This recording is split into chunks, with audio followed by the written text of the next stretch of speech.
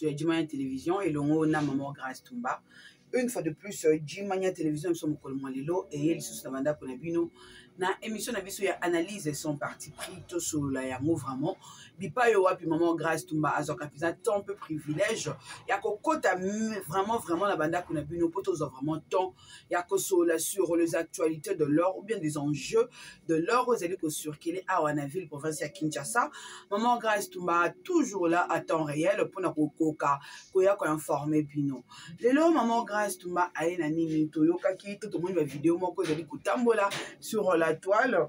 Oh, tata mokamine ko le biete yena Joseph Kabila batikala ta mokolo moko te ko négocier sur le deal pardon bien ko sala ata ko solelo ko moko te sur makambo wana mais ngambo ko to monde peut Henri Magique aye pe ba preuve na ye pona koloba ete azaki déjà condamné na prison pona makambo oyo pamba te il était la première personne il a ko dénoncer yango le ba condamné que sur pour la diffamation à ça il a qui on peut boulot qu'on peut déjà pas bini pe andimi sa mili susu te que ye akosalela ka yango boloko yango wana azali kosenga ete bakokana kolekana RTNC bakokana kosala débat contradictoire na moyo moko ya tata mokamine kolo bande ko na ngai avant na banda analyse na ngai ya lelo nazali kopesa mimi matondo mingi na simo bakalati ba 800 ans de pouvoir tomotombele to zali kaka wana tomojali kaka wala na simo bakalati pour la dignité na maman Jackie de Colonne. Je dis aussi un grand merci à toi maman Monique Tchouké balobi Monique Tchouké Silou le cœur de papa Sila Silou, je vous salue bisika nyonso bosili kozala. Maman Grâce Tumba abandi analyse en aïe. Tomeka ko analyser le fait et les deals. Bandeko balobaka ete le paroles s'envolent mais les écrits restent. On est allé plus loin la minute au bandeko. Tokomi kutu tina ba vidéo voire même avec tout photo. Maintenant comment une personne qui a été photographiée avec l'autre personne, comment l'autre personne, oh yebisa ki biso que non l'autre là il est bon, comment l'une personne, oh yebisa ki biso que non to sala ki coalition, bokoya ko yebisa biso que depuis babanda batikala jamais koso la deal oyote. Je me rappelle parmi mes émissions na Riako News tant on azala kana na Riako News je vais essayer de voir ceux qui na kokoko kuta parti on na meka kuzo yango na ko eka kuchango awo kabila sali bila pesa na pété c'est pas bon yebi sala na loba ki na tia loba ki yebi sala kabila sali ni condition kabila na pesa na pété et bazo tika babuka siège ya Kabila Tshisekedi a gagné l'élection de PCE à 3e. Papa,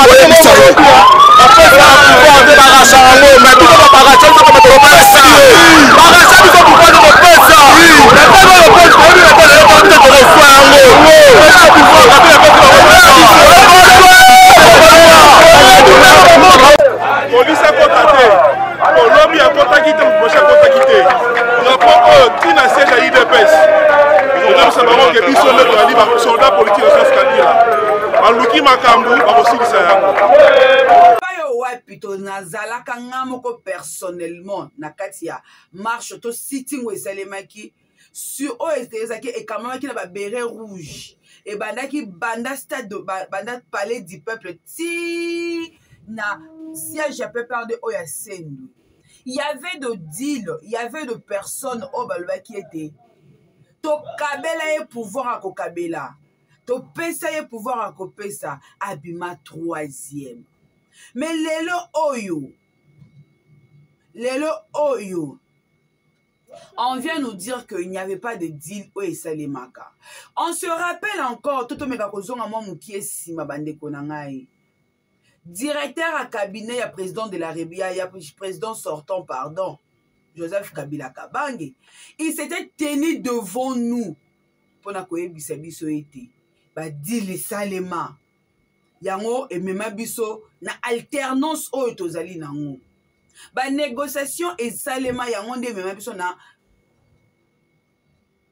régime autozanang. Mais maintenant, allons-y comprendre. Pourquoi après 4 ans de règne, tozo continue toujours na kobeta kaka lisolo moko wana ODG les kakala oyo tango mususu kuto zali suna actualité te. Mais pourquoi toujours vouloir revenir sur ça? Pourquoi toujours vouloir parler sur ça? Qu'est-ce qui est vraiment de très important? Oyo zali ko sala ete to kokana ko bossa na makambo wana te. Tozala toujours na makambo wana to kokaka toujours na koloba yango. Parce que ce sont des choses humiliantes. Parce que ce sont des choses qui veulent nous montrer que non, il n'y a rien. Il y a des photos qui marchent, qui circulent, pardon. Il y a une vidéo. Et la carte, il y a des photos. La carte, il y a des photos. Que le président,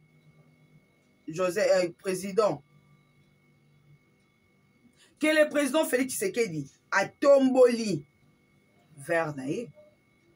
Étant à tomboli vers nae, biso ibango nyonso zaki tomoni Kabila, tomoni presque ba Kabili nyonso bazalaki wana. Et on peut aller plus loin pour dire que il s'est moqué au-dessus de lui. Il était le seul à soulever son verre. Et pourquoi il soulevait son verre? C'était en guise de quoi? Bande Koso, on se rappelait la photo Oyo, Izalaki tango. Affrontement UDPS et Salima qui tango bato ba déconnexion UDPS ala ko senga ete ba kokana kokata coalition esangisa ki bango ya FCC cash pamba te bazalaki vraiment na esengo mingi te komona ete bango nde bazalaki nde mal vu. To ba ngomba zaki ko bénéficier de la kasi ya kamwana pe ba kamwana ezaki mingi boosté par mwana mboka Jean-Marc Kabunda pe la mwana mboka Fils Mukoko vraiment ceux qui pensaient aux alara vraiment sentinelle vraiment du temple. S'il vous plaît, on a besoin de l'éclaircissement sur le propos de papa Félix Tshisekedi. On a vraiment besoin du éclaircissement.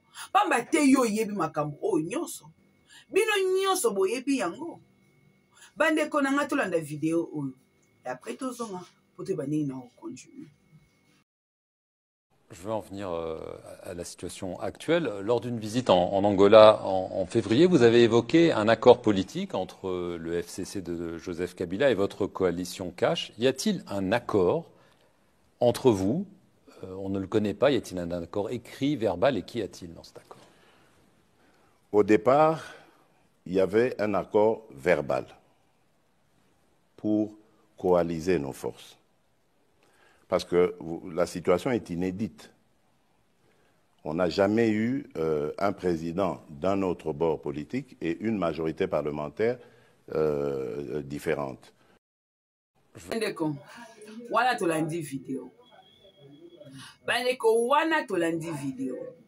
Le président de la République, Yemoko Azali Kolbaete, il y a eu un accord verbal.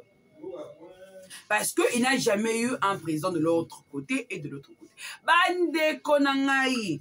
Vous voyez que le Congolais a eu sous c'était parce que le Congolais a commis comprendre ma cam.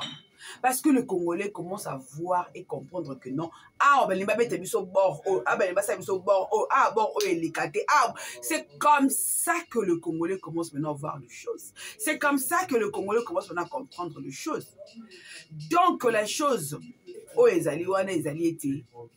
Le président de la République, Tomituna Motuna, Maye Olo Yakene Kolobakuna, Zaki ya solo to Zaki Lukuta. Et dans la Kimbo dit Zaki Kadiosha News, Bandeko. Ça fait très mal de voir que Mboka Nabiso Ezaliko Kende na Lolenge Ezaliko Kende wana. Ça fait très mal à comment on a été. Ezaliko Kende penché. Nassé. Et il y a peut-être personne qui peut voir ça. Personne peut-être peut comprendre ça. De propos très sensibles. De propos qui fait très mal au cœur. Et qui peut-être qui peut embrouiller aussi. Comment Congolais a kokakondima et le connaît vérité té. On sait que la vérité, elle blesse. On sait aussi que la vérité libère. Peut-être aussi, peut-être on dit ou avouer à haute voix. Peut-être le peuple congolais qui peut pardonner. Peut-être le peuple congolais peut assumer. Mais pourquoi seulement vouloir trop Mentir. Bandeko Henri Magique yana. Pièce contre pièce. Henri Magique paye la bibundeli naï. Henri Magique paye le makamune. Bandeko Tolanda. Congolaises et Congolais, bonjour. Chers compatriotes, l'heure est grave. Je répète encore, l'heure est grave. Aujourd'hui, je vais répondre au président de la République. Sortant. Le citoyen Félix Antoine Tshisekedi Tshilombo. Le président nommé et sortant. Tshilombo. Monsieur le président sortant, vous vous souviendrez que j'étais la première personne à avoir dénoncé votre nomination à la magistrature suprême. Oui, je l'ai dénoncé à son temps. J'ai été arrêté, jugé et condamné pour cela. Donc j'ai le droit d'en parler librement sans être inquiété par la justice, car je ne peux pas être jugé 2 fois pour les mêmes faits. Monsieur le président nommé, sortant, depuis Jean-Luc Le Drian, Emmanuel Macron et Corneille Nangaa m'ont emboîté les pas. Ils ont confirmé ce qui hier était pour moi des allégations selon vous et votre justice. Monsieur le président sortant, maintenant que vous avez ouvert la boîte de Pandore, nous pouvons désormais en parler de nouveau. Monsieur le président nommé, ce que j'ai dit n'engage que moi. Je m'appelle Henri Magie Walifetou, fils de Yelika, fils de Lifetou, fils de Ekila. Et je vous mets en défi. Vous et moi, débat contradictoire, pièce contre pièce, à la RTNC, devant la nation et le monde. Venez avec vos preuves que vous avez été élu et moi je viendrai avec les miennes que vous n'avez pas été élu. Bureau par bureau, je présenterai les résultats. Je vous attends à la RTNC. Envoyez-moi une invitation au jour et à l'heure de votre convenance. Je serai là. Si vous n'êtes pas disponible, envoyez Kabouya, il viendra. Mais non, n'envoyez pas votre ministre de communication parce que ce n'est pas de son niveau. À l'époque, il fit encore du FCC et politiquement, c'était au-dessus de lui. Je vous le redis, je vous mets en défi, pièce contre pièce, vous contre moi, à la RTNC, devant les caméras du monde entier. Ramenez vos preuves que vous avez été élu, je ramènerai les miens que vous n'avez pas été élu. Bureau par bureau. Chers compatriotes, le président veut distraire l'opinion pour que plus personne parle du crime qu'il vient de commettre à Goma. Il a commis un génocide, il a donné l'ordre qu'on puisse massacrer un peuple juste parce qu'il appartenait à une communauté qui ne lui plaisait pas. Ça s'appelle un génocide. Monsieur le Président, vous serez jugé. Chers compatriotes, inondez la boîte à messages de la CPI, inondez la boîte email du secrétaire général des Nations Unies, du secrétariat exécutif du Conseil de sécurité des Nations Unies. Inondez. Inondez de vos plaintes, inondez de vos messages, inondez de vos lettres et de vos écrits. Inondez pour que la MONUSCO, la CPI et les Nations Unies puissent s'en saisir et que les présidents sortants puissent être jugés pour crime.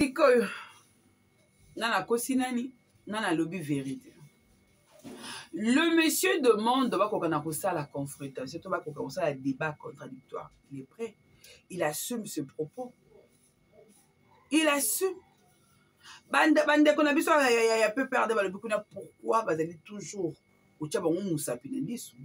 Kabila Lobakate, Kabila Salakelo côté, Kabila Salakelo côté, Atala Agnon Sokana Misu. Mais ce n'est pas quand même une faiblesse. Ce n'est pas une façon de venir se moquer de gens. Président de la République, dans le discours, il y a ONU. Président Lobby était. Azali na posa ya ko négocier ton dialogue mon côté entre yé na ba M23. Si koyo ba M23 o ba yaka na Kinshasa a ba salaka une année bien 14 mois. Ba yaki tourisme to ba yaki commerce.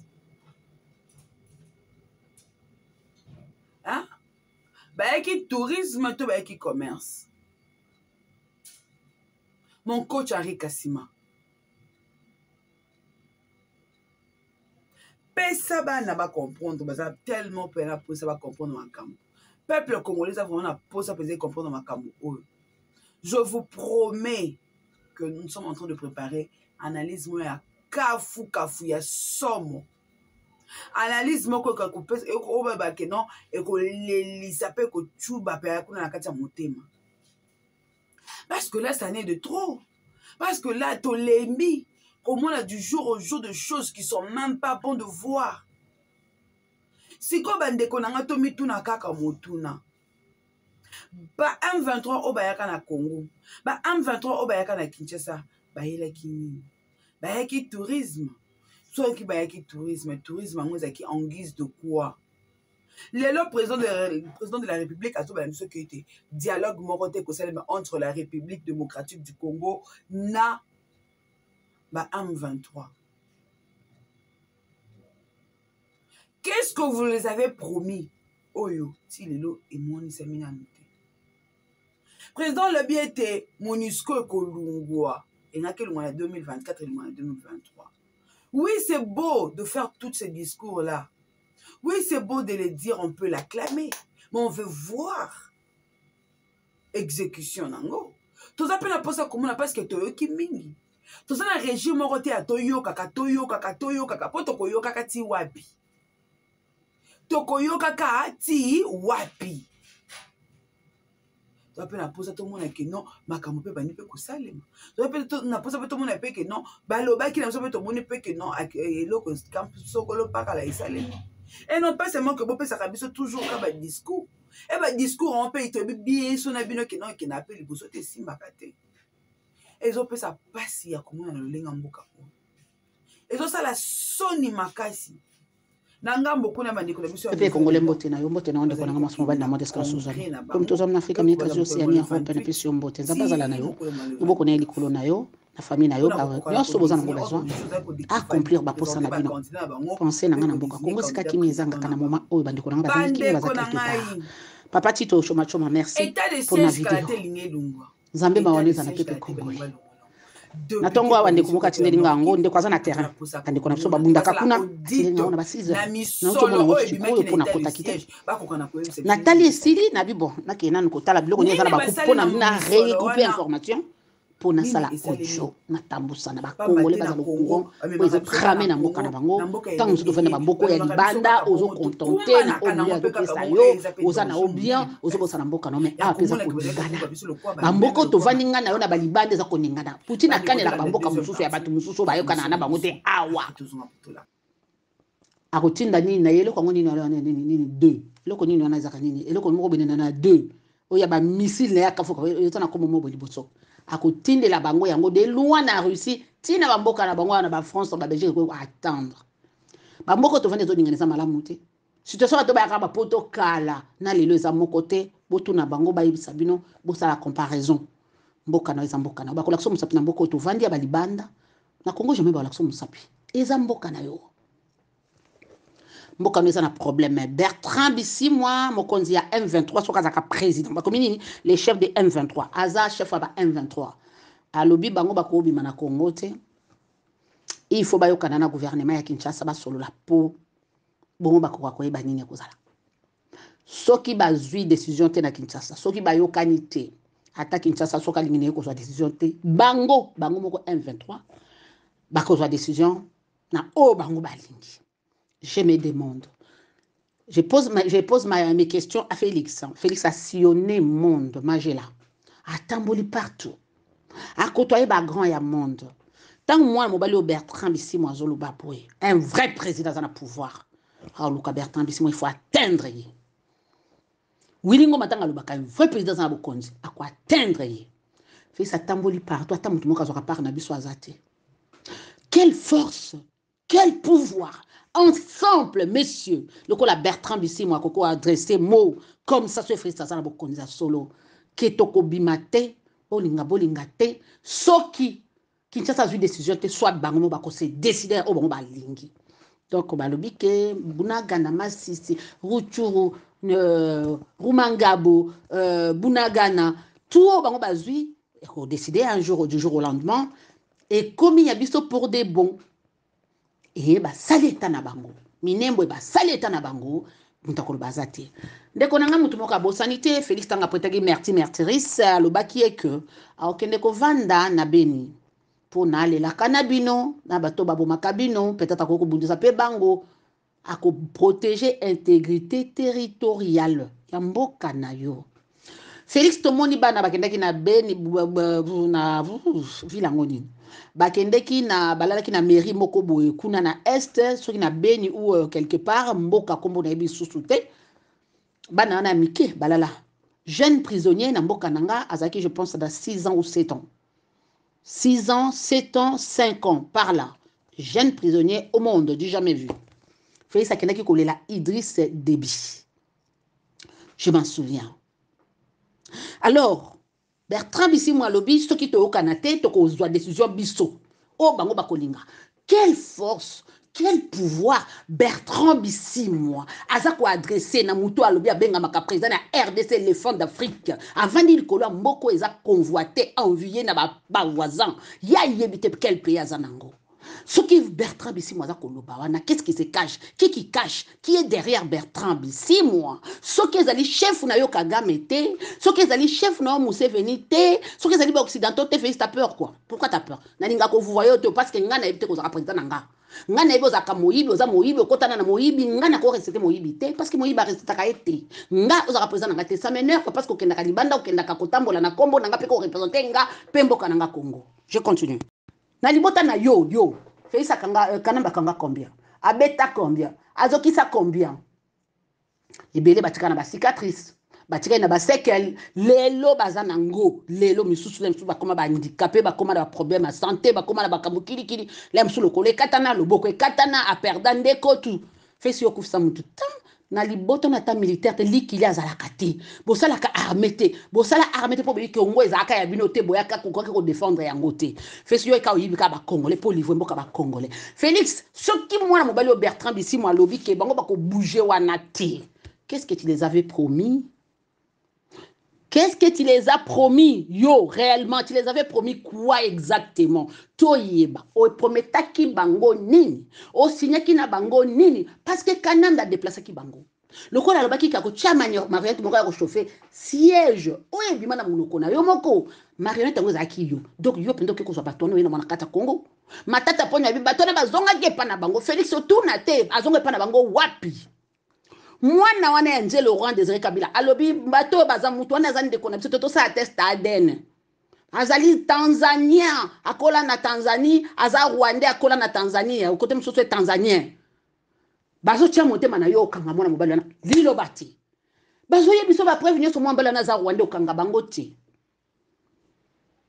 Bizi Makara Niarugabo Gilbert Kourega, Alexis Gizaro, Bizi Makara contrôle la mboka nanga sécurité na maboka mutuwana. Ba Rwanda nyoso bazali na kati ya armée.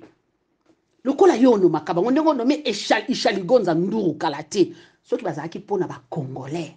Ndenge ni to soka te bato yo chaka wana kasi ba pesa mboka. Comment paix? Bosco ba généraux na musana bango eza nini? Ndenge nini no makabango mais to sala ka guerre te. Rôle na bango eza ni na kati armée. Pona nini ko no makabango?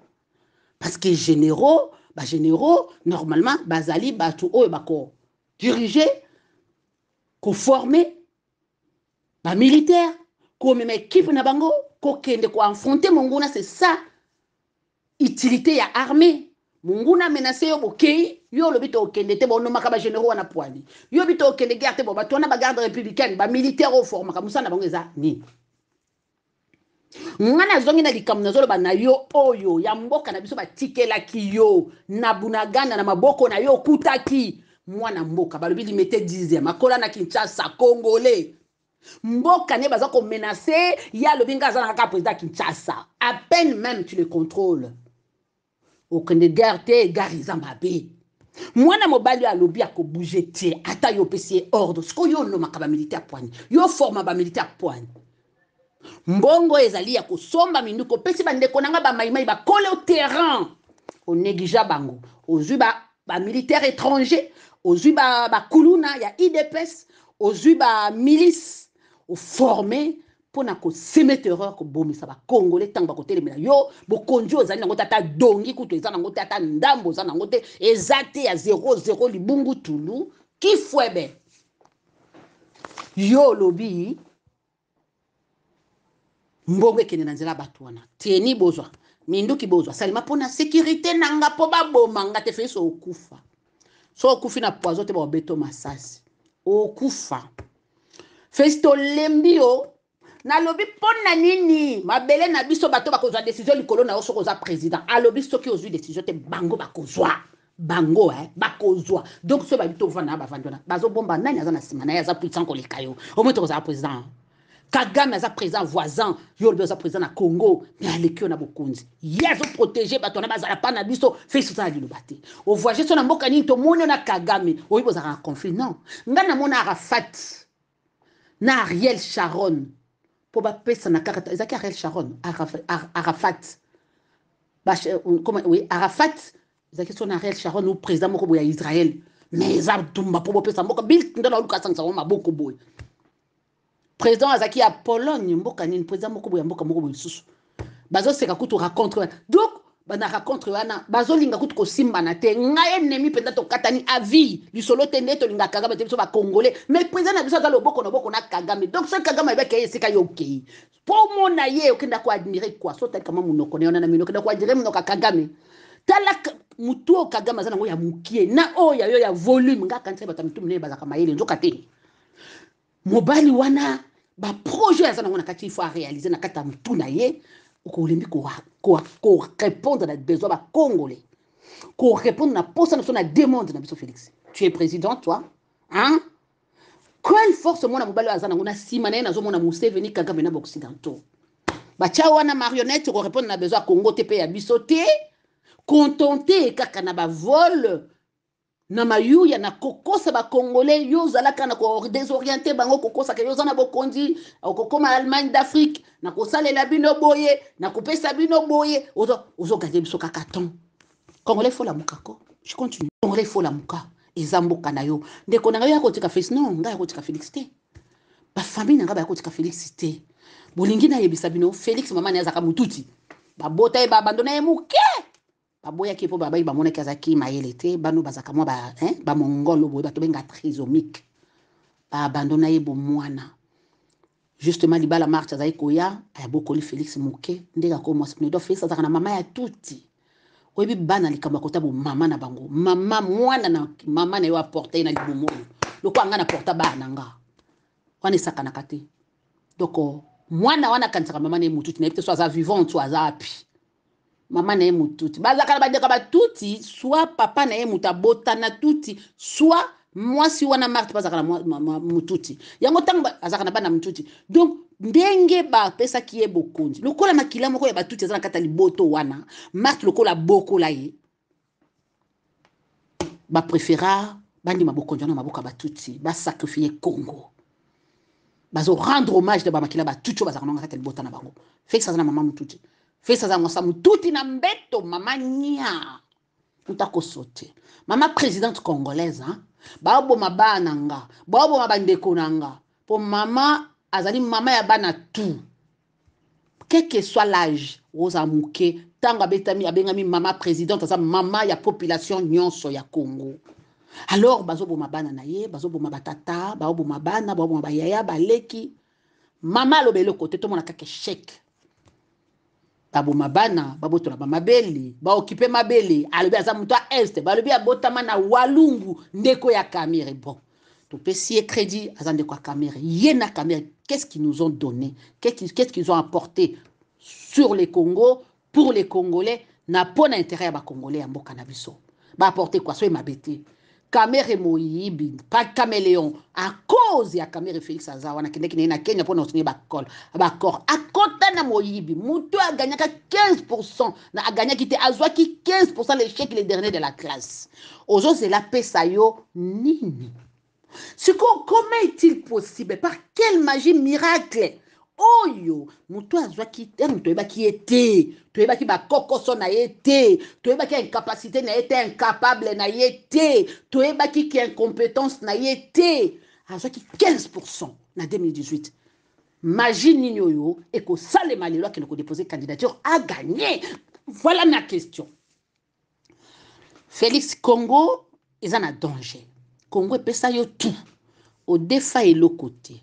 Ozanga et le côté. Ce que Ozanga qui n'a vu no adulte, c'est normal parce que Bakogo dépend de la baboti na ote toujours.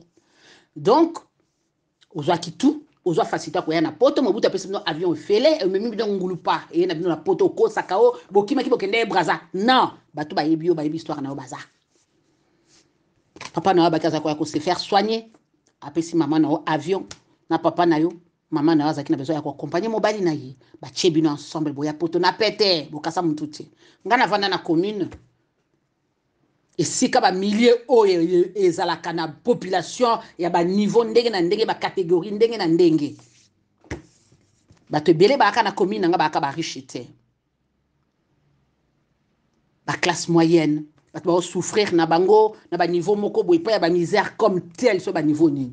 Mais baka peut-être ba moyen pe batina bana on peut na poto to ba ko tinda ba ko zala to mona ba yana biso quartier akimi mama maleo ali maleo bata akimi azana mbongo ko futa te akimi mama lipa azodefa pour aller sur notre coliate Félix yo peut-être au sala ngotin yo ko soma madefa kwa yo soma likayabu na kwa yo soma kwanga na kwa mutu musupe aba na tonga vandiko eloka kolia ezangi Félix o galerata ndenge nini oye na poto na pete osali eloko to réussir to kene koyiba ba congolais t'as pas honte oboza président na otuna o Bertrand bi 6 mois alobe ko bouger te pour quel pouvoir azana ngalo babongo siko yo oboza président c'est vous c'est toi les pères c'est toi les pères de la nation soko zali père na kokolo bana onde ngana po yo moko même na foyer na yo o gérer le côté o akolia na salaire moi sinon yo moko le na zana vidéo ko na kucha sikolo moi sinon ta akolia sa yo. Donc, au gérer le côté, aux accords responsables n'a rien. Ndenge pose à la canatina, moi si na obaninga msuba ko gérer moi sinon que yo, ndenge ozawana.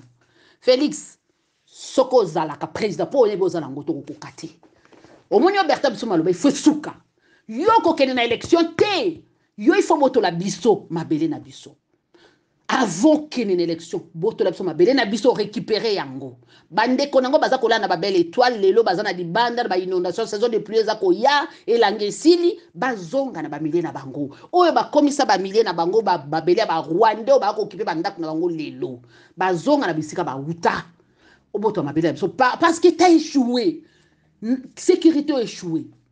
Na nyoso ya mboke sala ka ke vie à congolaise la meilleure ou échoué. Ce que l'équipe sécurité exacte. Et l'équipe paix exacte. Au pesi bisote yoko ya popé sabiso quoi? Au pesi sabiso nini parce que oh ezali ti l'emploi tout na uti ko tango pesi te ko pesi sabiso quoi?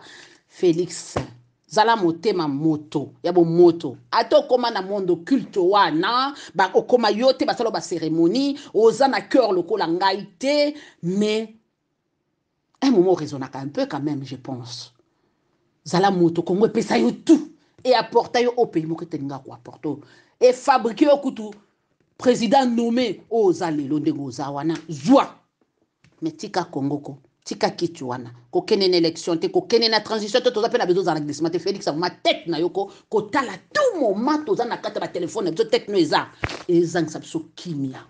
Tu es le président le plus mal aimé pour n'abato babenga ko président le plus détesté au monde. Ata ba Guinée ata professeur na biso moto za kanea na France wa boy professeur za mutu moko kota Cameroun comme donc ozotala bato muso bamboka muso nde baolobela sur yo na ki marionnette na yo lobi waouh mais comment tu te sens là où tu es lorsque les autres te critiquent lorsque les autres d'autres pays voisins te pointent les doigts ils parlent sur toi dans les négativités toujours tu arrives à rien faire. Bah, journaliste et baloba. Alors comment un homme comme Bertrand Bissimois, celui-ci devant moi, peut oser prendre des décisions pareilles, dire que nous ne bougerons pas d'ici, vouloir ou pas, si Kinshasa ne prenne pas, si Kinshasa ne prend pas des choses, amant, ne décide pas, à l'obité que toyokana, Natuni Félix, Osaka président. Ozana boko, n'attendez quelque part les soso. Na groupe moko quelque part, je pense n'anglais ou njoleo. Je pense par là. Bah commis que Félix Kalater qui nous a déposé candidature. Mon Dieu, quel kilo. Félix Oza kiloté. Il faut qu'à Sonyo à la gêne. Fait ce qu'on a déposé candidature. Candidature dans quelle et de toute façon élection est Ozana politique n'a pas gagné temps, il a gagné temps. ozo duper ba congolais ozo kende na kamba moka to sutra to na tango Félix il y aura pas l'élection donc ozo lukato poussa na Félix o yibia o zui o détourner ba pote na yo ba famille na yo lelo ba kufa sous pauvreté message na ba partager s'il vous plaît je vous en supplie Félix il faut kakoza la wana place on est bongami na yo bokonzi ba botama na ngote feso botama poza bokonzi te mo yibi na ko ba fayu la botama poza mokonzi parce que ba vota ki feso ba pona ki ota donc okoka ki te koza place oza wana oyiba bokonza fayu parce que mundu za botama te poza la bokonzi yo botama te bokonzi za fayu même nzambe ayebi bokonzi wana fayu nde ba pona ki ayiba ki ta tucha ki te yo yibi siko mo yibi zo ke représenter mboka na ngai na to sa mo yibi non ngana mona te ska to sa mo yibi parce que na saka contre siko na lobby na yo boy Félix. Comment Bertrand Bisimwa, Willy Ngoma, bazope sa ba instruction en école. Bako école sa bana na biso Kenya Rwanda. Willy Ngoma zolo ba genre que bangonde ba memeli kutu bato wana pe que yo tangu yo zaki na bokonzi na yo wana samba oba occuper mabeli wana parti on ezaki na ngo bien te na sécurité te o bango ba pesi bande ko na ngai yo pesa ki bango yango te. Azobas, n'est-ce pas que biso banda toye awa classe za malamu makama za malamu boza bien je pense même biso balobi oui. Parce que par la peur, Félix, Namboka ba Congolais kanambe wana Rwandais ayana Sokoto caoutchouc bot na makolo ya mbula naza na Congo. Mobuta zobi manze azokota ba kadogo tozo mona bango. Mwana mobali wana yana Sokoto ya mbula. Akolo ba ata momo ko ma correctement te lingala ne o kaka ezati lingala kuto ezati soyini lepe mabe. Ozoka ba moi mobala yo comme ça congolais le so bomba na kata Congo avimbi nzoto avimbi lokola sonzo ameli makila asali eta na kateto azako banda kuna ebisika nyoso ya vanda kasala ba mabele na séminaire ou l'or ou tout nyoso ezana si azako occuper mabele na biso yo vanda mwana 1963 ozana 60 ans lelo toko yebite mwana mbala na za Rwanda nana lobaki ke bayaki awa bayaki ba utaki wapi. Parce que ngoko ba teke ba yakia parce que za mboka nanga yo ba ki ba yakia ba utaki wapi siko na ko tuna omo tuna mwana mobali wana yaki na Sokoto atikela kyo Bunagana atikela kyo Masisi atikela kyo Runyoni atikela kyo Bunagana Ruchuru atikela yo je sais pas côté na Niragongo tout les a qui occupé té atikela yo Goma na menace te ya déstabilisation ndenge tozalelo na 5 ans. Tomoni insécurité, déstabilisation. Nabandeko na biso baolala na ba belle étoile Félix yo zupenda jeep opesi nyoka longo cadeau pour anniversaire na nyoka longo zanga mbongo somba jeep yo zupenda ba mbongo za ko dépenser ko opesa ba cadeau na ba anniversaire na ba mabala na ba tout. Combien d'orphelins tozana bango na kati ya mboka? Combien de déplacés tozana bango na mboka? Assistance ezate. Lelo batuna yo tindaki na est bake ko boma. Batuna yo garde républicaine bake ko boma bandeko na biso. Ba corps ezana kati ya ba morgue lelo. Ba kundite bandeko la senga bazana marche lobby lundi ko libérer ti batu oyo bokangaki bobomi batu bozu batu bokangi ti lelo botiki bango ba croupir na prison. Pourquoi? Bakele ko boma mutu te batomba baki menu. Baki na mundu kité, baki na l'autre côté. Pourquoi il faut pas accroupir na prison? Na libota na kombe bakanga makana bakangaki. Yo na libota na yo ka yo Félix. Je continue. Mondeloba, Félix, tu peux déposer.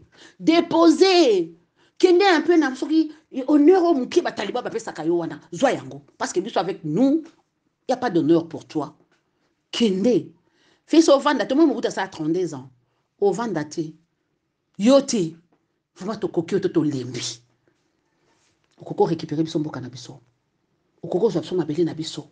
Okoko benga na Bertrand Bisimwa. Siko yo loko bi guerre eza mabe. Oboyi ko sala bango guerre. Siko par quelle magie toko benga na Bertrand Bisimwa na mabele na biso ça la guerre. Par quelle magie toko benga na batu wana. Félix soko zaki penda mutu malamu. Monisco tanga bomba ndeko na biso baloba ba kende ko sala marche. Yo récompenser Monisco bi vandanye. Otindi général na yo wana mutu ayele MLC wana. Komo dinanya. Otindi abomisa bandeko na biso parce que bato wana kokolo bateko nié que yo yeba kité non bato wana baboni bandeko na so pona yo likolo na yo général na yo ano benga kina Kinshasa lobby ndeko moko kana est so atinde ngalbio asi azongi kuna na est mutango comme ni nani mutango ya pamba pa kola so produisera par la mutubulu kovo wana comme ni nani otindi général na yo wana aboma ba Congolais babi azongi déjà kuna ngabi bon banomaki Ishaligonza suko ya osala wapi Ishaligonza na yozo nomio na obita kaza Rwanda omuni kozana bokondite ya nyuso osaka na sasa ba Rwanda so total bato osana moka ba Rwanda baza bakangi ba poste clé na mabele ba Congolais Félix yo bayi batona ba yaki mais batona bazati lelo ndengeni rapport mapingo tombola ngote pona ni ndengeni okanga kanambe te c'était Rwanda kanambe okoko tuna yatanga ke ponga za école gardienne natanga ki na mboka wana nebesika natanga chilelo so na bina longwa na zo avion na ye na kolakisika na zalaka na zai kotanga ngana yebi mwamba la natanga kyoto famille zalaka wapi au commissaire congolais en Allemagne Félix nous en souvenons de tout tu nous as fait tellement de peine mais ba congolais ba mwana mboka mais te découvrir ngana yeba oté avant pose aki na on a milieu politique tata na zako linga yo to marchaté bato bayebaka yo bayo marchaté boketwa le bo marchaté na sala ba papa na ngai ya ba marcha kuna na Belgique wana batanga ba kombo natanga boketwa parce que ya penda lo bakango misubo natanga ba kombo to marchaté oya ko bimsa mutu comme quoi moi Etienne wa collabo 30 minutes après ozongi okimi oke ko courir o landa basina sima mi Congo courir des jupons oke no sala ba chekula o tambola partout Félix yo sala obundela Congo tan ndeka na libota no bozata na militaire te tirelo Mobutu to mona kena ba militaire to mona ye ndeko moka zo bisanga lobi amona kio na photo moko boy lobi na bana Mobutu ngabi moni bazalaka na mako lia ensemble na Mobutu papa na bango na moyo opposant na Butu na Mobutu ndenge ni zo se retrouver na kati ya photo wana na bana Mobutu na yesa ke tindila ngako neto so tindinga pona koti sikoyo na koluka yango na yeba na za besoin na mona président Omino Mendenga zaki kala wana tango yo sala ki commissionnaire na kati ya mboka na kisozo tambo atu Kinshasa na weza kina mbongo akina bandako yo yeti poto so manda kutoto na mabeleta oza na mabeleta batu musu ba simple sio ba osoma mabelena mboka wana saba za na place yo ozali osomba ta moko te parce que ozaka na ngote suko ko yeba te paso yo monaki pour changer vie ba congolais ba changer ba améliorer vie na bango parce que yo souffre bi oyebi passe ndenge ezalaka bongo oyebi passe ndenge ezalaka il faut changer olinga te batu no ba peuple no à vivre oyo vivre qui o améliorer batikeli yo mboka mobimba contrôle ya fleuve Zaïre contrôle ya fleuve Congo contrôle ya mboka Congo yo ozata na contrôle ya fleuve Congo te ozana contrôle la mboka na biso te sikoyo ko sala élection ndenge kaka ezaki na 2018 parti musu ba votaki te mais moi na mboka pe balobi ye lisusu akotika mabele moko lisusu plus que avant ba votaki te mbalo lisusu plus que ba ko voter te tout ça a besoin d'élection dans un pays occupé il faut recensement mais pas avec toi parce que ils ont protégé ba nilotique obi na biso to telebela bango te parce que Kagame pas da bango nyokola déjà bango yonde mto protéger bango mais protéger ba Rwanda mo protéger biso te obi les stigmatisation d'après yo comment qu'on protéger ba Rwandais ou protéger ba Congolais te ça na besoin de pesa bango sécurité mais pas nyoli ko pesa bande konanga lelo ba ola libanda maman nya que nous des enfants 200 enfants rwandais pendant ces temps nous avons des orphelins dans toute la partie est de la RDC à Kinshasa là où bino bozali sikoyo partout ba orphelin bazaya kotonda maman présidente le biazali maman présidente m'a répondre na nzela banate na posa banate soka sali eloko na avantage ba Rwandais soka sali eloko na avantage ya quelque bana i dépêche o baza ko beta jalelo na pouvoir na bino. Maman Nia Azata proche ma congolaise parce qu'elle n'est pas congolaise. C'est elle la présidente de la RDC, ça doit diriger RDC exact kaka. Félix tu dois bouger. Faut que tu bouges, j'en ai marre de toi. Bouge. Récupérer son mabele na biso et pas ya Bertrand bi 6 mois. Ndenga le ba ko fana so za mobali ya solo zana. O mbel bazaka nango. Agi.